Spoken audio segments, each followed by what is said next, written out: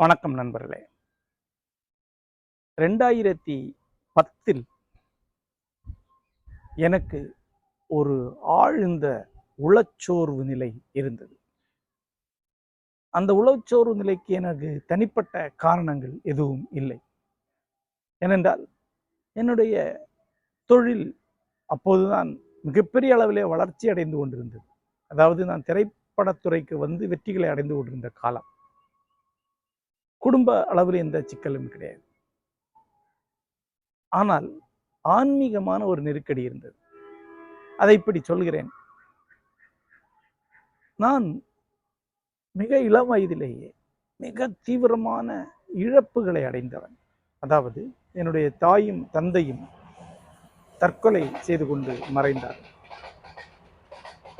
அதன் பிறகு என்னுடைய ஆன்மீக தேடலுக்காக உளச்சோர்வின் உச்ச நிலைகளிலே இந்தியாவிலே ஒரு பிச்சைக்காரனாக துறவியாக அலைந்து திரிந்திருக்கிறேன். பல இடங்களிலே இருந்திருக்கிறேன். பிறகு ஒரு அரசு வேலையில் அமர்ந்தேன். சோர்விலிருந்து சோர்வுக்கு சென்று கொண்டிருந்த ஒரு நாள், அதிலிருந்து ஒரு வகையான ஆன்மீக அனுபவம் வழியாக மீண்டு வந்தேன். அந்த அனுபவத்தை பலமுறை சொல்லியிருக்கிறேன். அதாவது ஒரு நாள் காலையிலே உளச்சோரின் உச்சியிலே, வாழ்க்கைக்கு எந்த பிடிமானம் இல்லாத நிலையில தற்கொலை செய்து கொள்ள முடிவெடுத்தேன். அப்போது நான் காசர்கோடு என்கிற ஊரில் தொலைபேசி துறை ஊழியனாக பணியாற்றி கொண்டிருந்தேன். நான் குடியிருந்த இடத்திலிருந்து தண்டவாளம் வழியாக நடந்து கும்பலா என்ற ரயில் நிலையத்துக்கு சென்று, மங்களூர் செல்லும் ரயில் அந்த பதி தான் செல்லும். அப்படி ஒரு ரயிலில் தலை வைப்பதுதான் என்னுடைய நோக்கமாக இருந்தது. ஆனால் இந்த மாதிரியான நோக்கங்கள் இருக்கும்போது உள்ளுக்குள் எங்கோ அதிலிருந்து மீள வேண்டும் என்கிற ஒரு விளைவும் இருக்கும். அதை உளவியலாளர் சொல்வார். ஆகவேதான் அதை ஒரு மாதிரி ஒத்தி போட்டு கொண்டே செல்கிறேன். அதை சட்டென்று செய்பவர்கள் தான் அதை செய்வார்கள். நான் ஒத்தி போட்டதற்கான காரணங்கள் ஏதோ இருக்கலாம், உயிர் வாழும் ஆசையாக கூட இருக்கலாம். ஆனால் அதை சென்று கொண்டிருக்கும் போது ஒரு இலையில ஒரு புழுவை பார்த்தேன். காலை 6 மணி, பொன் வெயில் சரிந்து விழுந்து கொண்டிருந்தது. அது ஒரு முத்து போல சுடர் விட்டு கொண்டிருந்தது. அது என்னது என்று தான் நின்று பார்த்தேன். அது முழுக்க ஒளி ஊடுருவும்படி ஒரு ஒரு படிகம் போல, ஒரு வைரக்கல் போல இருந்தது. அப்போ எனக்கு ஒரு அதிர்ச்சி, ஒரு ஷட்டரிங் என்று சொல்லுவாங்களே, மூலாதார நடுக்கம் என்று யோகத்திலே சொல்வார்களே, அது வந்தது. நான் விழாமல் நின்றதே கஷ்டம். அப்புறம் நிற்க முடியாமல் அப்படியே அந்த ஜல்லி பரல் மேல் அமர்ந்து விட்டு என் கண்களில் கண்ணீர் கொட்டி கொண்டிருந்தது. என் உடல் நடுங்கிக் கொண்டே இருந்தது. எங்கு இருக்கிற என்பதை ஒரு 10-15 நிமிடங்களுக்கு தெரியவில்லை. ஆனால் எழுந்த போது எல்லாமே தெளிவு கொண்டிருந்தது. உலகமே ஒளி கொண்டிருந்தது. எல்லாமே மின்னி கொண்டிருந்தன. எல்லா துயர்களும் அகன்று விட்டிருந்தன. இது நடுவே என்ன நிகழ்ந்தது என்பதை பிறகு நான் சொற்களாக மாற்றிக்கொண்டேன். அதை இப்படி சொல்லுறேன். இந்த சின்ன புழு ஒளி ஊடுருவும்படி சுடர முடியும் என்றால் ஒரு மனிதனாகிய நான் ஏன் இருளில் மூழ்கி இருக்க வேண்டும்? இப்படி சுடர வேண்டும். வாழும் நாள் சிறிதாக இருக்கலாம், ஆனால் இப்படி சுடர்விட வேண்டும். இதை நான் எனக்கே சொல்லிக்கொண்டேன். இனி என் வாழ்க்கையில் துயரமில்லை என்று முடிவுக்கு வந்தேன். இனி ஒருபோதும் சோர்வில்லை. வாழும் கணங்கள் அனைத்தையும் பொற்கணங்கள் ஆக்குவேன் என்று உறுதி எடுத்துக்கொண்டேன். அதன் பிறகு திரும்பி பார்க்கல. அதன் பிறகு எழுத ஆரம்பித்தேன். பயணங்கள் செய்ய ஆரம்பித்தேன். மகத்தான ஆளுமைகளை தேடி தேடி சந்தித்தேன். மகத்தான நூல்களை வாசித்தேன். ஒரு நாள் கூட வீணடிக்க கூடாது என்பதில் உறுதியாக இருந்தேன். ஒவ்வொரு நாளும் நாட்குறிப்பு எழுதினேன். அதில் ஒரு நாளாவது வீணடிக்கப்பட்டதா என்பதை கண்காணித்துக் கொண்டே இருப்பேன். அன்று படிக்கணும், அன்று எழுதணும், அப்படி என்று ஒரு நாள் கூட கடந்து செல்லக்கூடாது என்பதில் மிகுந்த தீவிரத்துடன் இருந்தேன். மாபெரும் லட்சியவாதிகளை சந்தித்தேன். கனவுகளை எனக்காக உருவாக்கி கொண்டேன். ஆனால் 2010 அந்த கனவுகள் தான் வீழ்ச்சி அடைந்தன. ஒரு ஆழ்ந்த உளச்சோர்வுக்கு நான் சென்றேன். இந்தியா பலவிதமான சவால்களை சந்தித்துக் கொண்டிருந்த காலம். ஆனால் அது மட்டும் அல்ல, நான் நம்பிக்கொண்டிருந்த பல ஆளுமைகளின் வீழ்ச்சி, பலருடைய மறைவு, ஒட்டுமொத்தமான ஒரு பெரும் சோர்வு. அதற்கப்பாலும் ஒரு காரணம் உண்டு. அப்போதுதான் பின் நவீனத்துவம் என்கிற கொள்கை வந்து கொண்டிருந்தது. அதை நான் ஏற்றுக்கொண்டேன். அதற்கு முந்தின நவீனத்துவத்தை நான் ஏற்கவில்லை. நவீனத்துவ மரபிலே ஒரு எதிர்மறை பண்பு உண்டு. அதாவது இந்த வாழ்க்கைக்கு அர்த்தம் இல்லை, எதுக்குமே சாராம்சம் இல்லை, எதுவுமே நிலை இல்லை என்பது அந்த நவீனத்துவத்துடைய அடிப்படை. மனிதனுடைய சாராம்சம் என்பது காமமும் குரோதமும் மட்டும்தான் என்று அது சொல்லும். வில் என்பது மட்டும்தான் மனிதன் என்று அது சொல்லும். அதை எழுதியவர்களும் ஒரு இருண்ட உலகத்தை தான் எழுதினார். காஃப்கா, காம்யூ, ஹெமிங்வே அவெல்லாமே மனித துயரத்தை, மனிதனுடைய குரூரத்தை, மனிதனுடைய அற்பத்தனத்தை எழுதினார்கள். உங்களுக்கு தெரியும் நினைக்கிறேன். ஜி நாகராஜன் தமிழில் அதற்கு சரியான உதாரணம். மனிதன் என்பவன் மகத்தான சல்லி பயல் என்று அவர் ஒரு வரி சொன்னார். அது பல பேர் சொல்லிக்கொண்டே இருப்பார். அதெல்லாம் காமியூ போன்றவர் சொன்ன வரிகளுடைய தொடர்ச்சி தான். நான் மனிதனை பற்றி அவநம்பிக்கை கொண்டவன், ஒரு மனிதனுக்கு இன்னொரு மனிதன் தான் நரகம், இதெல்லாம் காமியூ, சார்த்தூர் போன்றவருடைய பொன்மொழிகள். இந்த விஷயத்துக்கு எதிராகத்தான் நான் எழுத ஆரம்பித்தேன். நான் சொன்னேனே, நான் ஒளியை எழுத வந்தேன். ஒரு புழுவில் தெரியும் ஒளியை உள்வாங்கி என் ஒளியை முன்வைக்க வந்தவன். ஆகவே நான் அதுக்கு நேர் எதிராக இருந்தேன். கட்டுப்படுத்தப்பட்ட எண்ணி எண்ணி எழுதப்படக்கூடிய எழுத்துக்கு எதிராக இருந்தேன். கட்டற்ற பரவசங்களை, தீவிரங்களை எழுதக்கூடிய எழுத்தாளனாக என்னை உருவாக்கி கொண்டேன். கிளாசிக்ஸ் எழுதணும் என்று கனவு கொண்டேன். ஆகவே வெண்முரசுக்கு முன்னால அதனுடைய தொடக்கமாக விஷ்ணுபுரம் போன்ற ஒரு பெரிய நாவலை எழுதினேன். அதன் பிறகு பின்தொடர்ந்த எழுங்குரல் போன்ற ஒரு நாவல் எழுதினேன். பின்தொடர்ந்த எழுங்குரல் இயேசு அவரே நீரில் வந்து மனிதனுக்கு நம்பிக்கையின் ஒளியின் பாதையை காட்டுகிறார். கொற்றவை என்று சிலப்பதிகாரத்தின் கதையை எழுதினேன். அதில் கண்ணகியுடைய அவலமும் மதுரையின் அழிவு மட்டும் இல்லை, அதிலிருந்து கதையை முன்கொண்டு சென்று அவள் தெய்வமாக உலகு புறப்பது வரை எழுதினேன். ஆகவே என்னுடைய எழுத்து, என்ற நம்பிக்கையுடைய எழுத்து, இலட்சியவாதத்தின் எழுத்து, மானுட மேன்மையை சொல்லக்கூடிய எழுத்து, மண்ணில் வாழ்வாங்கு வாழ்வதற்கான எழுத்து. அந்த மனதில் இருந்ததுனால பின்னவீனத்துவம் மேல் எனக்கு ஒரு ஈடுபாடு வந்தது. பின்னவீனத்துவம் என்பது அந்த நவீனத்துவத்துக்கு நேர் எதிரானது. ஆனால் அது நவீனத்துவத்துல சில விஷயங்களை மறுக்குது. கட்டுக்கோப்புள்ள கதை, மனிதனை, தனி மனிதனை ஒரு அடிப்படை அழகாக்கி வரலாற்றை சொல்வது, இதெல்லாம் அது மறுக்குது. ஆகவே எனக்கு அதில் ஈடுபாடு இருந்தது. ஆனா பின்னவீனத்துவம் உலகம் முழுக்க வெறும் பகடிகளை தான் உருவாக்கிச்சு. இந்த பகடிகள் வழியாக அதிகாரத்தை அசைக்க முடியும்னு அது சொன்னிச்சு. ஆனா எங்கேயுமே அது அதிகாரத்தை ஒண்ணுமே பண்ணல. அதிகாரம் மேலும் வலுப்பெற்று தான் வந்திருக்கு. ட்ரம்பையோ அல்லது மோடியையோ அல்லது ஸ்டாலினையோ பகடி பண்ண அவங்களுக்கு என்ன? ஆனா யார் ஒருவர் இந்த மாதிரியான ஒரு அதிகாரத்துக்கு எதிராக ஒரு பெரிய லட்சிய கனவை முன்வைக்கிறார்களோ அவர்களை எல்லாம் இந்த பகடி அழிச்சிடும். அவங்கள பார்த்து நீங்க பகடி பண்ண ஆரம்பிச்சிருவீங்க. அதிகாரத்துக்கு எதிராக நிற்கக்கூடியவரை பகடி பண்ணான்னா அவனுடைய இலக்கை போயிடும். அவன் மேல உங்களுக்கு உணர்ச்சிகரமான ஈடுபாடே வராது. ஒரு தியாகியை நீங்க பகடி பண்ணீங்கன்னா தியாகமே அர்த்தம் இல்லாமல் போயிடும். ஒரு போராளியை பகடி பண்ணீங்கன்னா போராட்டமே வீணாகி போய்விடும். அதுதான் பின்னவீனத்தால் நடந்தது. ஆகவே பின்னவீனத்தம் உலகம் முழுக்க லட்சியவாதத்தை அடித்து நொறுக்கி காலி பண்றதை பார்த்தேன். என் மனசுக்குள்ள இருந்த லட்சியவாதங்களும் நொறுங்கினதை பார்த்தேன். அது கொடுத்த ஒரு பெரிய சோர்வு தான் 2010 என்னை ஆட்கொண்டிருந்தது. அது இன்னும் இன்னும் சிக்கலானது. பின்னவீனத்துவம் உலகம் முழுக்க உருவாக்கின அவநம்பிக்கை, சல்லித்தனம், சில்லறை விஷயங்களை எழுதுறது, பெரிய பெரிய விஷயங்களை தூக்கி போடுறது, அதை தூக்கி போட்டு போயிட்டே இருக்கிறது என்று சொல்லுவாங்களா, அது அதை கொண்டாடக்கூடியவர்கள். அதன் வழியாக அறிவுத்துறைக்குள்ள வந்த ஒரு அற்பத்தனம், அதன் வழியாக உருவான ஒரு அபத்தம், இது எனக்கு பயங்கரமான ஒரு கசப்பை உருவாக்கிச்சு. அதாவது நான் எழுதுவது என்பது சும்மா விளையாட்டுத்தனம் இல்லை, என் வாழ்க்கை அதுக்காக கொடுத்துருக்கேன். என்னுடைய சுகங்களை எல்லாம் தியாகம் பண்ணி அதை எழுதுறேன். என்னுடைய கனவே அதுதான். அதுல அர்த்தம் இல்லை, அது வெறும் விளையாட்டு தானா, அது வெறும் பகடி தானா, அது வெறும் சல்லித்தனம்னா அது எப்படி? அப்ப நான் எழுதுறதுக்கு அர்த்தம் இல்லையே. ஏன் எழுதுறேன்? வெறும் குடிச்சு கூத்தாடுறது மாதிரி, சீட்டாடுறது மாதிரி, சூதாடுற மாதிரி தான் இலக்கியம் என்றால் அப்புறம் தான் எழுதணும். இது அன்றைக்கு இருந்த சோறு.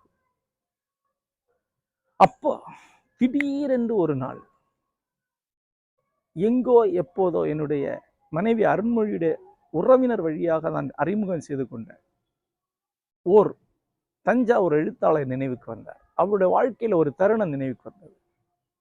ஒரு பெரிய அதிர்வு உருவாச்சு. அந்த புழுவை நான் சந்தித்தேன் இல்லை, அதுக்கு இணையான அதிர்வு. சட்டால்னு உட்கார்ந்து ஒரு கதை எழுந்தேன். அறம் என்கிற அந்த கதையோட பெயர் அறம். தலைப்பு எனக்கு பெரிய தீவிரத்தை உடனடியாக அதை என்னுடைய இணையதளத்தில் பிரசுரம் செய்தேன்.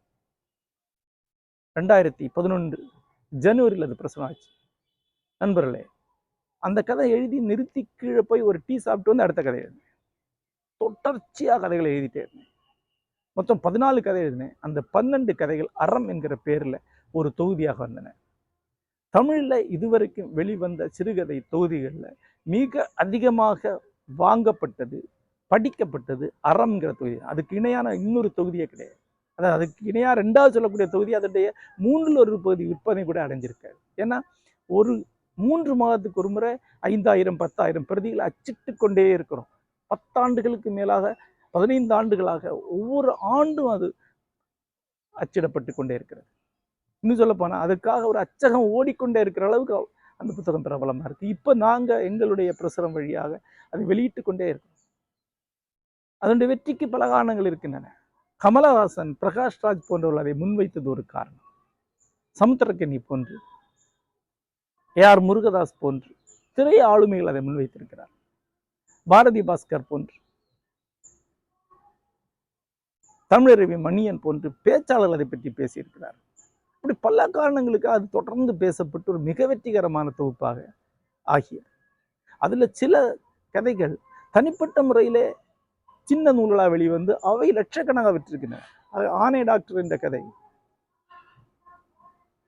தனி சிறு நூலாக வெளிவந்து லட்சம் பிரதிகளுக்கு மேல் தமிழகத்தில் விற்றிருக்கிறது. 10 ரூபாய் 50 ரூபாய் விலையில. இப்போது பள்ளி பாடமாக அதனுடைய சுருக்கிய வடிவம் இருக்கிறது. அதில் கூட 100 நாற்காலிகள் என்ற கதை அதே போல பல்லாயிரம் பேருக்கால் தனித்தனி நூல்களாக விற்கப்பட்ட ஒன்று. சோற்று கணக்கு என்பதில் இருக்கக்கூடிய ஒரு புகழ்பெற்ற கதை. இந்த கதைகளுடைய மலையாள வடிவம் வந்தது. அந்த மலையாளத்திலும் மலையாள வரலாற்றிலே அதிகம் விற்ற புத்தகங்களை பட்டியலில் சேரக்கூடிய, குறிப்பாக சோற்று கணக்கு, யானை டாக்டர், 100 நாற்காலிகள் போன்றவை கேரளத்தின் மிக புகழ்பெற்ற புத்தகங்கள், தனி புத்தகங்களாக வெளிவந்தன.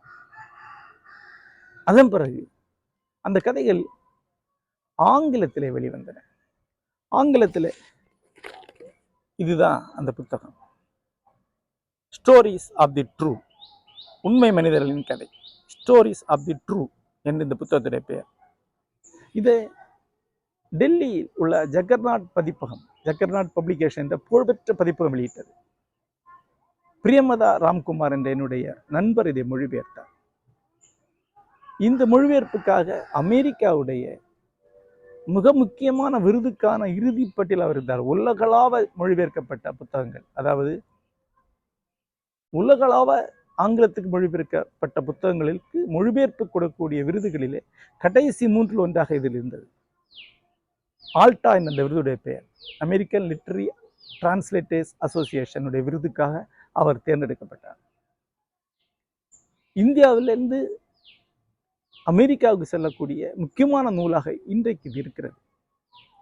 இந்தியாவில் இந்திய மொழிகளிலிருந்து ஆங்கிலத்துக்கு மொழிபெயர்க்கப்பட்ட நூல்களில் மிக அதிகமாக விற்கப்படக்கூடிய நூல்களில் ஒன்று, மிக அதிகமாக வாசிக்கப்பட்ட நூல்களில் ஒன்று. தொடர்ந்து மன பதிப்புகள் வந்து கொண்டே இருக்கின்றன. இது மலிவு பதிப்பு, அதாவது பேப்பர் பேக். இதுக்கு முன்னாடி கெட்டி அட்டை பதிப்புகள் 2 வந்திருக்கின்றன. அதன் பிறகு கன்னடத்தில் இந்த நூல் வெளிவந்தது. அதன் பிறகு நெம்மி நீலா என்கிற பேரில் தெலுங்குல வெளிவந்தது. பாஸ்கர் அவினேனி அதை மொழிபெயர்த்திருந்தார்.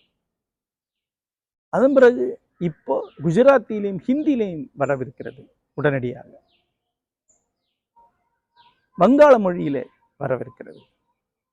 அதை விட்டுவிட முக்கியமானது, இந்த புத்தகம் இப்போது அமெரிக்காவிலிருந்து FSG என்ற பதிப்பக வெளியீடாக சர்வதேச பதிப்பாக வெளிவர. அதாவது FSG என்பது மேக்மில்லன் பதிப்பகத்துடைய தாய் நிறுவனம், அமெரிக்காவின் மிக தொன்மையான மிக தலை சிறந்த இலக்கிய பதிப்பகம். அவர்கள் இந்த புத்தகத்தை ஒரு முதன்மை பதிப்பகமாக வெளியிட இருக்கு. ஆகஸ்ட் 8ஆம் தேதி இந்த நூல் வெளிவரும். மிக முக்கியமான ஒரு நகர்வு இது. ஏன்னா இந்தியாவிலிருந்து அமெரிக்காவில் ஒரு சர்வதேச பதிப்பு ஒரு நூல் வெளிவருவது என்பது அரிது. இந்திய மொழிகளிலிருந்து மிக குறைவு. தமிழிலிருந்து இதுவரைக்கும் வந்தது கிடையாது. அமெரிக்காவிலேயே மிகச்சிறிய பதிப்பகங்கள் தமிழில் நூல்களை வெளியிடுவது 2 முறை நடந்திருக்கிறது. FSG மாதிரியான ஒரு மேஜர் ஒரு பெரிய பதிப்பகம் வெளியிடுவது தான் முதல் முறை. சர்வதேச பதிப்பாக ஸ்டோரிஸ் ஆஃப் தி ட்ரூ வெளிவருகிறது. அந்த கதைகளுடைய சாராம்சம் என்ன? நான் சொன்னேனே, அறம் தான். அதாவது லட்சியவாதம் தான். நான் ஐடியாலஜிகள், கருத்தியல்கள், கட்சிகள், மதங்கள் மேல் நம்பிக்கை இழந்த மனிதர்கள் மேல் நம்பிக்கை ஈட்டிக்கொண்டு அந்த நம்பிக்கையை முன்வைக்கக்கூடிய கதைகள் இவை. தனி மனிதர்களில் திகழும் அறம் அல்லது லட்சியவாதத்தை அந்த கதைகள் முன்வைக்கிறது. இவை உண்மையாக வாழ்ந்த மனிதர்களுடைய வாழ்க்கையை சொல்லக்கூடிய புனைவுகள். மிக டிராமட்டிக்கான கதைகள். ஆகவே எல்லா அகவையினரும் படிக்கலாம் என்பது இந்த கதையோட முக்கியம். குறிப்பாக 10 பருவத்தினர் உறுதியாக படித்தே ஆக வேண்டிய நூல் 2 காரணங்களுக்காக. ஒன்று, அந்த வயதிலே அவர்களுக்கு இன்றைக்கு எந்த கருத்தியல் மேல் நம்பிக்கை வராது. ஏன்னா எல்லாருமே அயோக்கியல்னு அவளுக்கே தெரியும். எந்த மதம் மேல் நம்பிக்கை வராது. ஏன்னா அதில் இருக்கக்கூடிய ஏமாற்றல் அவர்களுக்கு தெரியும். ஆனால் அவர்கள் எதை நம்ப வேண்டும் என்று அவளிடம் நாம் சொல்வதில்லை. அவளை எதை நம்பலாம், ஏற்கலாம் என்று இந்த புத்தகம் சொல்கிறது. இந்த புத்தகம் அவர்களுக்கு ஒரு லட்சிய கனவை மீட்டு கொடுக்கிறது. அதனால இது சின்ன வயதை சார்ந்தவர்களுக்கு மிக முக்கியமான புத்தகம். அத்துடன் இன்றைய நம்முடைய குழந்தைகள் நடுத்தர உயர் நடுத்தர வாழ்க்கை வாழ்கிறார்கள். குறிப்பாக அமெரிக்காவில் இருக்கக்கூடிய நம்முடைய குழந்தைகளுக்கு இந்தியா பற்றி எதுவுமே தெரியாது. சாதாரண மனிதன் வாழ்க்கையை பற்றி தெரியாது. அந்த சித்திரத்தை அளிக்கும் இந்த கதைகள் அடித்தள மக்களோட வாழ்க்கையை சொல்லக்கூடிய கதை இருக்கு. லட்சிய புருஷர்களோட வாழ்க்கை சொல்லக்கூடிய கதைகள் இருக்கு. பெண்கள் மீதான ஒடுக்குமுறை சொல்லக்கூடிய கதைகள் இருக்கு. பல களங்களை சார்ந்த இந்தியாவுடைய, தமிழ்நாட்டுடைய ஒரு ஒட்டுமொத்த சித்திரத்தை அளிக்கக்கூடிய கதைகளா இருக்கு. இந்த 2 காரணத்தினால இளம் தலைமுறைக்கு இந்த புத்தகம் ரொம்ப முக்கியமானது.